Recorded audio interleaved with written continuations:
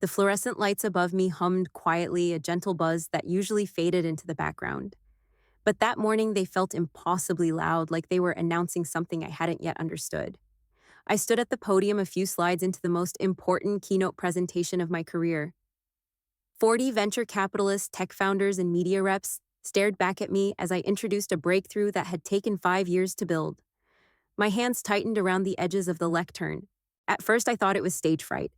Then came the blur in my vision, the pounding in my chest, not just nerves, but something deeper, darker, final. My name is Elena Marsh, and I was dying in front of a room full of strangers who only knew me as the woman behind the numbers. I tried to keep speaking something about third quarter projections, but the words dissolved in my throat. The PowerPoint behind me turned into a smear of blue and white, and the edges of the room tilted sideways. I could hear my heart racing like a drumline trapped in a tight space. Then silence. When I opened my eyes, the ceiling tiles were spinning and everything else, the deal, the summit, the future, slipped away. Voices swirled above me. Is she okay? Call 911, get the paramedics now. Someone knelt beside me, a young woman with tears smudging her mascara. Sarah, my assistant. Her voice cracked as she whispered, "Stay with me, Elena. Please, stay with me. I wanted to. God, I wanted to. But my arms were heavy and my breath was thin. Call, my parents!" I managed to whisper, barely audible over the panic. She nodded and reached for my phone as the EMTs arrived, their calm efficiency slicing through the chaos. Then everything went dark again.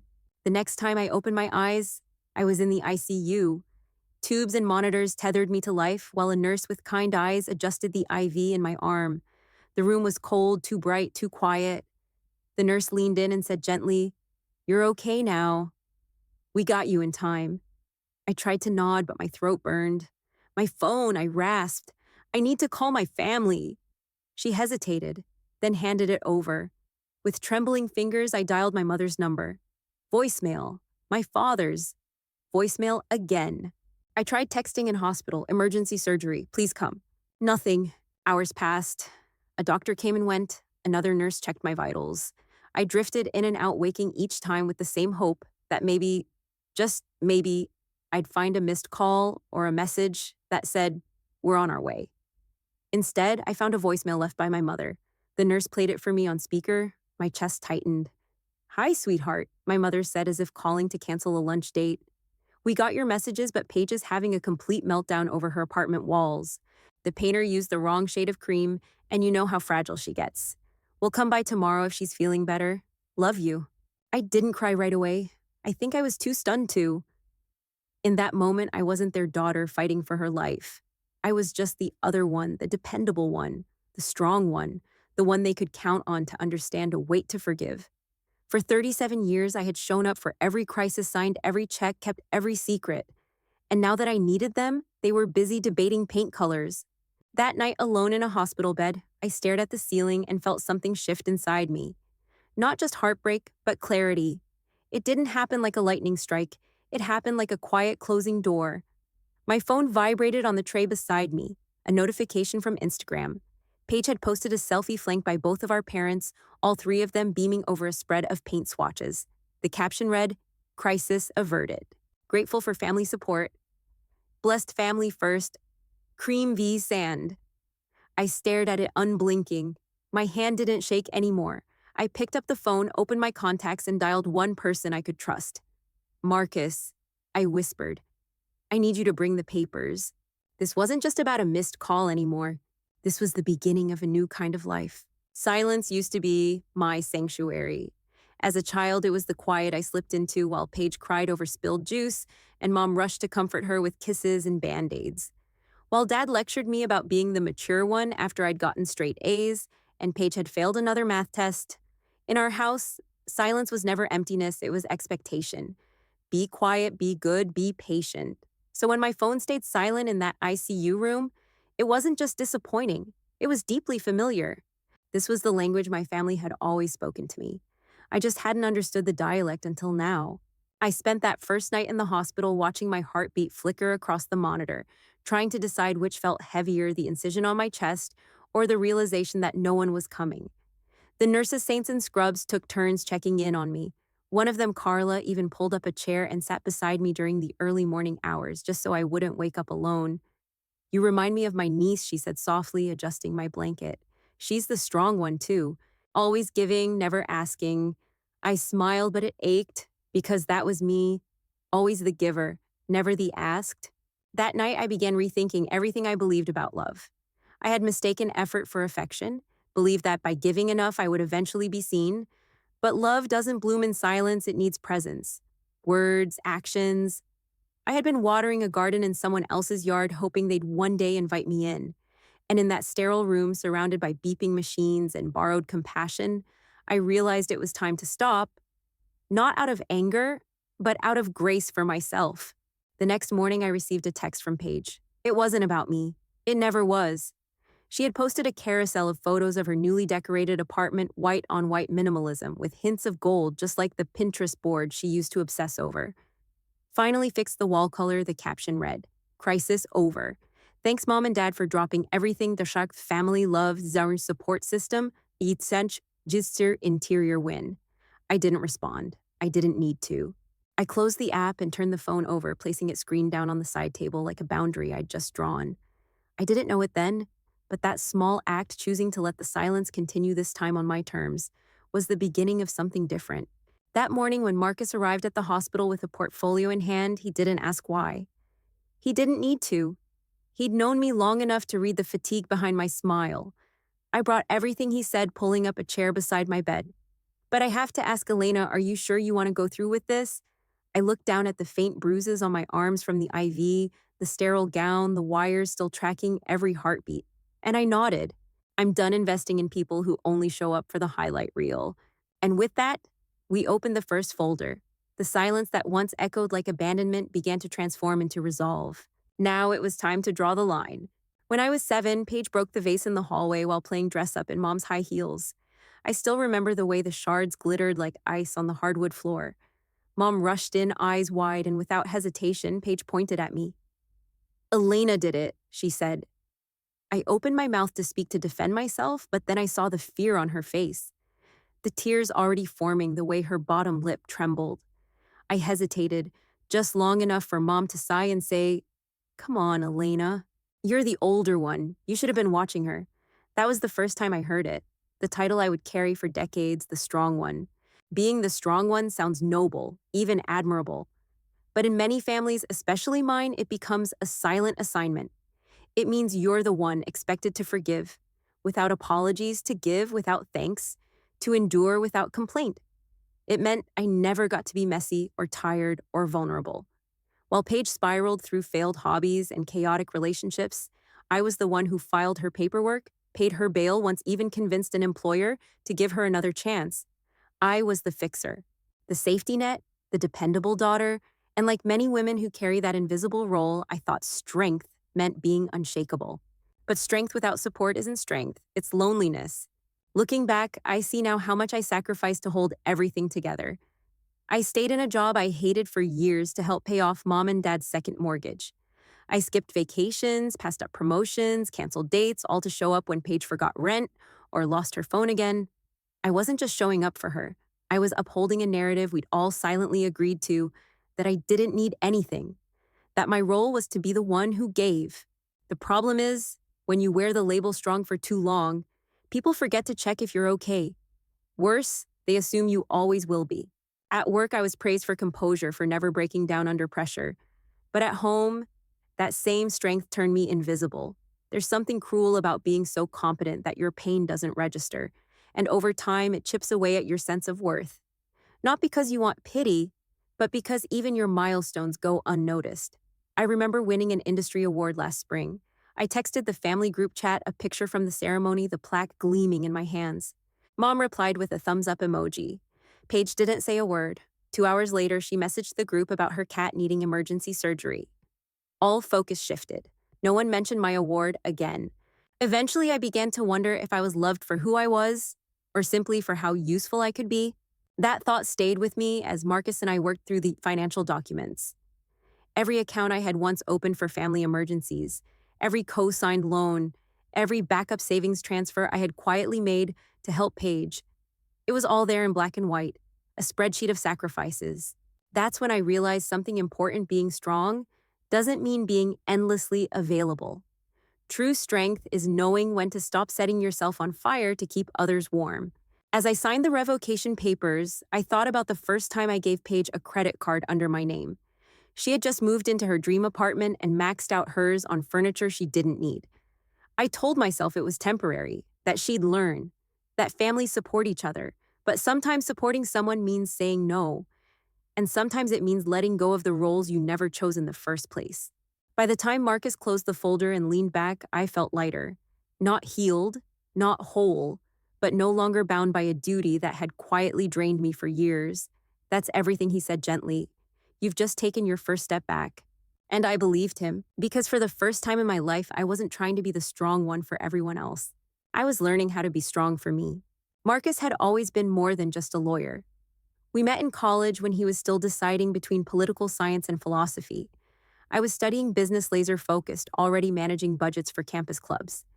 Back then, he used to tease me for color-coding my planners.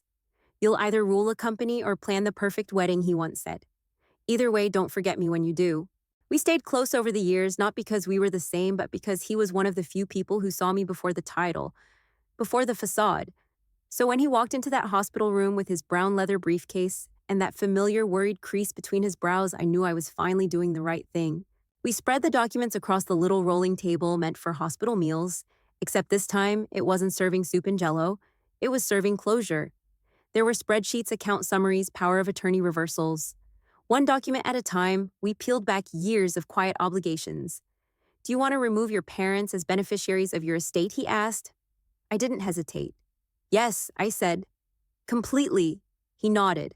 No judgment, just clarity. He paused as I reached for the pen. Elena, this is a lot, he said, gently. It's not just paperwork. This is a boundary drawn in ink. I looked at him as someone who had seen my loyalty tested 1,000 times, and I finally said it out loud. It's time I stopped giving them access to everything just because we share DNA. That line drawn in legal terms and notarized signatures was more than financial. It was emotional. I wasn't disowning my family, I was reclaiming my life from them. And for anyone who's ever been financially entangled with family, it's never about money. It's about patterns, about who's allowed to take, and who's expected to stay silent when they do. We got to the vacation house next, the Florida property my parents visited every summer, the one I bought renovated and maintained, even though my name was never on the lease invitations. You're listing this? Marcus asked, holding up the paperwork. Yes, I said. I want it sold. Fast. A flash of memory passed Dad sipping lemonade on the back deck, telling his golfing buddies how he'd picked the best spot in Naples. He never mentioned who paid for it, or why his daughter stayed behind in the city covering taxes while he played retirement. By the time we finished signing, it was nearly noon. The sun filtered through the blinds, casting soft patterns over my blanket. And for the first time since the surgery, my body felt warm. Not from the medication, but from a quiet sense of justice. I wasn't punishing them. I was protecting myself, and maybe that's what true boundaries are, not walls to keep people out, but fences that define where you end and someone else begins. As Marcus packed his briefcase, he gave me a half smile. You're not the same woman who collapsed at that conference. I laughed softly. She wouldn't have let you bring these papers in. And it was true. Old me would have made excuses, delayed, maybe even paid Paige's next rent out of guilt. But that version of me, the endlessly accommodating, quietly suffering version, was fading. And someone braver was taking her place. My phone buzzed again as he left. A text from Mom Hazel finally picked a paint color. We're all exhausted. Hope you're recovering well, I didn't reply. I didn't even roll my eyes. I just turned my phone off completely, letting the silence speak for me. They could keep choosing paint swatches over people. I was choosing peace. The hospital cafeteria wasn't glamorous, but it was neutral ground, sterile enough to avoid yelling, public enough to discourage theatrics. Or so I thought. I had agreed to meet them there, Mom, Dad, and Paige, not out of hope for reconciliation, but out of curiosity. What would they say now that I'd drawn a line they couldn't erase? My friend Lisa came with me. She wasn't just moral support, she was history. Lisa had been there the night Paige stole my car and blamed me for reporting it. She knew the landscape of my family better than most. They arrived in their usual order, Mom first impeccably styled like she was on her way to brunch. Dad quiet, a little unsure, And Paige 10 minutes late, oversized sunglasses and a venti iced latte clutched like a prop. The performance had begun. Darling mom cooed, reaching across the table. Let's talk about this rationally. Paige rolled her eyes. You're being selfish, Elena. You know what this is doing to mom. I didn't respond right away. I looked at Lisa, then back at my family. What this is doing to mom, I repeated. She missed her daughter's surgery to shop for throw pillows. The conversation quickly unraveled. Dad tried to mediate, offering half-hearted reassurances. We're here now, princess. Paige scoffed clearly, irritated that the spotlight wasn't hers. I've been anxious for days, she said, tapping her perfectly manicured fingers against her cup. People can tell. My followers sense when I'm off. Lisa, never one to sugarcoat, leaned in. Your sister almost died, and you're worried about your Instagram aesthetic. The words hung in the air like smoke. Paige flushed red, her voice rising. Stay out of this, Lisa. You've always turned Elena against us. There it was, the legacy of guilt. Paige didn't want conversation, she wanted compliance. She wanted me to play my part again, the older sister who absorbed her storm so she could shine. But this time, I didn't flinch. I didn't apologize. I simply said, not anymore. That's when it happened. Paige, in one swift, furious motion, hurled her latte across the table. It missed me, but hit Lisa's scarf, staining it caramel brown. The room went silent. Security moved quickly, asking Paige to step outside. Her voice echoed down the hallway, shrill and indignant. You ungrateful bitch, you're nothing without us. I sat there unmoved. Because in that moment, I realized something powerful: guilt is only effective if you believe you owe something. For years, I believed that love meant loyalty, even at my own expense. I thought being a good daughter meant being endlessly forgiving. But guilt, when weaponized, isn't love. It's control dressed in emotional language. And the moment you stop accepting it, the spell breaks. Mom stood to follow Paige, but paused, her hand trembling. We can fix this, she whispered. I shook my head. You can't fix what you never acknowledged. She looked lost, and for a second, I almost reached out. But healing doesn't come from returning to the people who hurt you. It comes from choosing not to be hurt again. And I had already chosen. As Lisa and I walked back to my room, she asked, Are you okay? I nodded. I'm not angry, I said truthfully. I'm just done. And I meant it not in bitterness, but in peace. The kind that comes when you stop explaining your pain to people committed to misunderstanding it. And the kind that comes right before everything finally starts to change.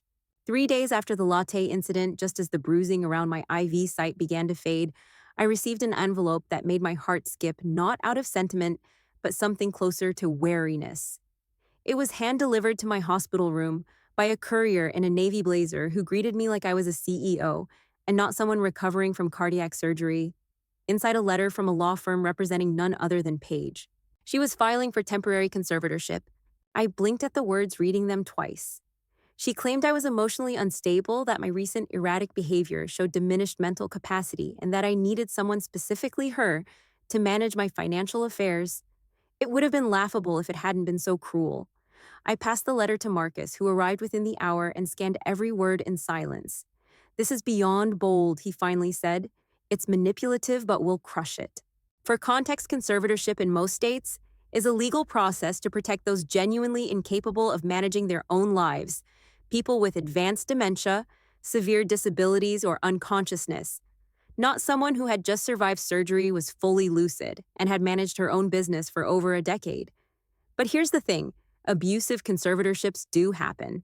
Britney Spears' case had been all over the headlines. So I took this seriously, not just for me, but for anyone who's been gaslit into surrendering control of their life under the guise of love.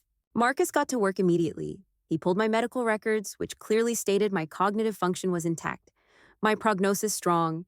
He contacted my doctors for formal statements. And we didn't stop there. We filed a counterclaim for harassment. We're not just going to prove you're capable, he said. We're going to show the court how far your sister's willing to go to maintain power. The irony wasn't lost on me. I'd spent years giving Paige access credit cards, emergency funds, even keys to my apartment. And now, when I'd finally said no, she was trying to take control by force. That's the thing about takers, they don't recognize boundaries. They only recognize barriers and hate when you finally build one. Later that evening, Lisa came over with dinner and a bottle of ginger ale. "You're calm," she said, watching me skim court filings. More than I expected. I smiled, because I'm not afraid anymore. That was the truth. I'd spent most of my life fearing rejection.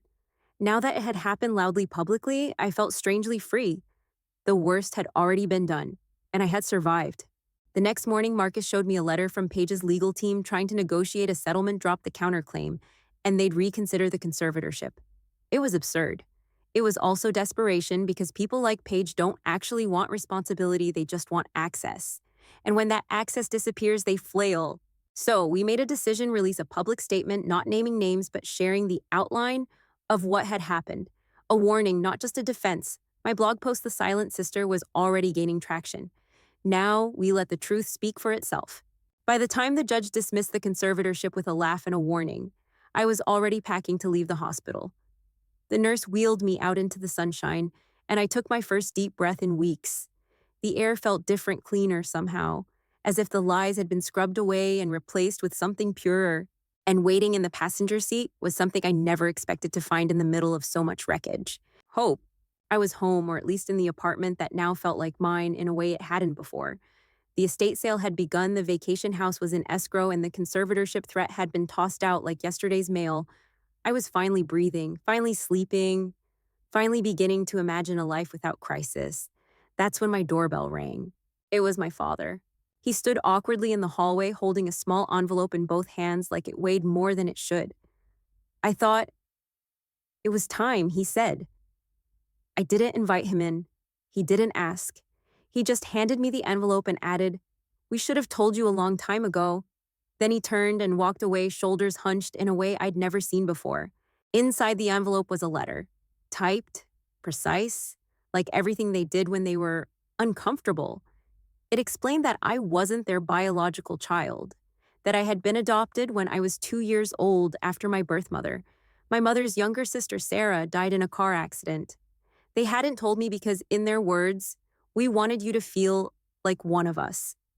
But that was the thing, I had never truly felt like one of them. Not because of biology, but because of behavior. Suddenly, things made more sense. Why I looked nothing like them, why family stories always seemed to start after I turned 3. Why I was always expected to be grateful like love came with a receipt. I sat on my couch, hands trembling around the pages as memory after memory rewrote itself under a new light. Every moment of exclusion, every time I'd been told to be understanding now, carried the weight of a deeper betrayal. Not just silence, but deception. I pulled out the only photo I had of Sarah tucked in an old scrapbook. She was smiling, holding a baby me. Her eyes looked like mine, soft but steady. There was a peace in her face I'd never seen in any family photo since. Lisa came by that evening and I handed her the letter. She read it in silence, then looked up. "They didn't just lie," she said. "They erased her." That's when I knew what hurt most. It wasn't just that they'd hidden the truth. It was that they had taken away my right to remember the woman who gave me life. Grief doesn't always arrive in the moment someone dies. Sometimes it waits quietly for decades, then crashes in all at once. That night, I let myself cry, not for the family I'd lost, but for the mother I never got to know. And for the girl I had been trying so hard to belong to people who never gave her the whole story. But with the truth came clarity. I wasn't crazy. I wasn't imagining the distance, the favoritism, the lack of protection. I wasn't broken. I was simply outside a circle I was never meant to fit in. And knowing that didn't destroy me, it freed me. Because now I knew exactly where to begin rebuilding. I didn't write the blog post out of anger. I wrote it because I couldn't carry the weight of silence anymore. For years, I had tucked away every betrayal behind a practiced smile, convinced that speaking up would only bring more pain. But after the letter, after discovering I had lived a life shaped by omission, I realized that silence had already cost me enough. So I sat down one morning with a cup of tea, opened my laptop, and began typing. The title was simple, The Silent Sister. It wasn't meant to accuse, just to tell the truth. I wrote about being the dependable one, the giver, the scapegoat. I wrote about the surgery, the Instagram posts, the latte in the cafeteria. I wrote about my adoption, not to shame anyone, but to reclaim the narrative they'd taken from me. And most of all, I wrote for people like me, those who have spent their lives being quiet, polite, and invisible inside their own families. I didn't name names, but I didn't need to. Anyone who knew us knew the roles we played. And within 24 hours, the post had gone viral. Comments poured in hundreds at first, then thousands. Strangers wrote to say they'd cried reading it, that they saw themselves in every line, that they too had been the ones who stayed silent to keep the peace, and now they were ready to speak. Of course, not everyone was pleased. Paige called me 6 times in one night, alternating between sobbing voicemails and rage-filled texts. Mom sent an email titled, "How could you and Dad's message was just 3 words, you went public." But what they didn't understand was that I hadn't gone public, I had gone free. And freedom, as I was learning, didn't require their permission. The backlash didn't scare me. What scared me was how good it felt to be heard. I started writing more small pieces at first. Reflections about boundaries, about grief, about what it means to love without losing yourself. I wrote about Sarah, the mother I barely knew, but felt closer to with every memory unearthed. I wrote about Lisa, whose friendship reminded me what real loyalty looked like. And as I wrote, something shifted. The pain didn't disappear, but it stopped owning me. Then came the emails from editors, then the podcast requests, then an agent. Apparently, my story had resonance. It wasn't just my story, it was ours. The story of people who've spent their lives performing for approval, who have walked on emotional eggshells for years, who have confused peace with compliance. One comment stayed with me more than any other. It simply read, "I left my toxic family today because of your words. I'm terrified, but also I've never felt more alive, thank you." I stared at that sentence for a long time, and then I cried, not out of sadness, but relief, because this was the beginning. This was the beginning of a life where truth wasn't something to hide, and love was something I no longer had to beg for. The vacation house sold faster than I expected. 3 days after listing, a family from Vermont made an offer above asking. I accepted without hesitation. It felt fitting, really. That house had been my family's summer temple, the place they escaped to when things got hard while I stayed back to keep everything running. Now it would belong to someone else, a clean slate, a new story, one not written with guilt. I hired an estate sale company to handle the contents, furniture, artwork, even the baby grand piano my parents had gifted Paige on her 16th birthday, even though I was the one who played. Watching via security camera as the team cataloged everything was surreal. One by one, pieces of my past were tagged and priced. Some memories stung, others just dust. Marie, the estate manager, held up a small velvet box. "This one doesn't have a label," she said. Inside was the empty spot where my grandmother's ring once rested, the same ring I had sold years ago to bail Paige out of gambling debt. "Sell it," I said softly, "everything goes." That same afternoon, Paige showed up at the estate sale, shouting about heirlooms and betrayal.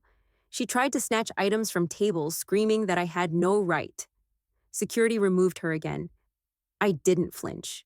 She could rage all she wanted. She could cling to objects. I was letting go of weight she would never understand. And with every item that left that house, I felt lighter. There's something liberating about watching your past become someone else's secondhand bargain. Not because it's worthless, but because it no longer defines you. With the sale proceeds, I did something no one expected, not even myself. I started a cardiac screening fund named in honor of Sarah, my birth mother. It would pay for preventative care for women who, like me, had no idea a genetic condition was hiding inside them. When the hospital sent over the first thank you letter, I held it for a long moment. This was what healing looked like, not revenge, but redirection. Not punishment, but purpose. Lisa helped me write the program launch announcement. "Do you want to say anything about your family in it?" she asked. I shook my head. This isn't about them anymore. And it wasn't. It was about the woman I was becoming, the one who had stopped waiting for love to arrive from the wrong door and had learned to build something worthy from ashes. Later that night, Marcus surprised me with a package. Inside was the very ring I had once sold, the one he'd quietly tracked down and bought back months ago. But instead of a ring, it was now strung on a gold chain, transformed into a necklace. "You wore it out of sacrifice," he said. "Now you can wear it out of strength." I clasped it around my neck, the weight no longer heavy but steady. A reminder, a keepsake, a new anthem around my collarbone. The blog passed 1 million subscribers. The publishing offer arrived in my inbox. My phone buzzed with new messages, not from family, but from strangers who had become a different kind of kin. People who were choosing themselves for the first time. And in that quiet, gentle current, I began to understand the past doesn't have to be burned to be left behind. Sometimes it just has to be released. The first morning in my new apartment in Oregon, I woke to quiet, not the kind that echoes with absence, but the kind that feels like a blank page. Outside my window, the sky was watercolor blue, and the trees moved gently, like they were exhaling. I wrapped a shawl around my shoulders, made coffee, and sat by the window feeling something unfamiliar, but comforting settle in peace. There were no unread texts from mom demanding explanations. No news alerts about Paige's latest outburst. No forced family brunches to attend or birthdays I was expected to fund. Just me, my heartbeat steady beneath Sarah's ring around my neck, and a quiet understanding that I was no longer surviving, I was living. I'd always believed family was a noun, a thing you're born into, something fixed and immovable. But over the past few months, I'd learned that wasn't true. Family isn't just who shares your last name, it's who shows up, who listens, who says, I believe you when you whisper the truth for the first time. It's a verb, a choice, a daily action. And sometimes the most loving thing you can do for yourself is to stop choosing the people who never truly chose you back. Lisa and I co-hosted our first virtual support group that week. Faces from across the country appeared on screen, some smiling, some nervous, all carrying their own versions of the story I had once believed was mine alone. We didn't talk about blame. We talked about boundaries, about how letting go isn't giving up but growing up. And at the end, we closed with a simple affirmation: we choose ourselves today. That evening, I received an email from my father. The subject line read, I'm sorry for what it's worth. Inside, he wrote about how he had spent years ignoring what he didn't want to confront, how loving Paige felt easier because she needed it louder, and how he now saw the damage silence had caused. It was honest. It was too late. But it was still something. I didn't reply, not out of bitterness, but because healing doesn't always require a conversation. Sometimes it just needs space. Instead, I focused on the stories that were beginning to unfold, women and men finding courage to set boundaries, to stop apologizing, for being the strong one, to say enough and mean it. That was the true inheritance I wanted to pass on. Not heirlooms or expectation, but strength that could be shared. On my birthday, Lisa showed up with a card and 2 coffees. We're celebrating your rebirth, she said, laughing. New age, new city, new rules. I smiled and nodded. I wasn't who I used to be. I wasn't a placeholder. I wasn't a backup daughter. I was Sarah's child, a survivor, a builder, a voice for others who hadn't found theirs yet. And as we sat on the porch watching the Oregon sun slip behind the trees, I knew one thing for sure. This was family, and I had finally chosen it for myself. If this story resonated with you, if you've ever been the strong one, the silent one, or the one expected to hold everything together while your needs were quietly ignored, I want you to know you're not alone. Drop a comment below and tell me what part of Elena's journey felt like yours. Your story matters, and when you share it, you give someone else permission to find their voice too. If you're ready to start choosing yourself to break free from patterns that no longer serve you, then hit the like button, subscribe to this channel, and join this growing circle of people rewriting what family means. And remember, family isn't something you're stuck with. It's something you get to define and healing. That's the most powerful legacy you can leave behind. See you in the next story. Until then, take care of your heart. You only get one.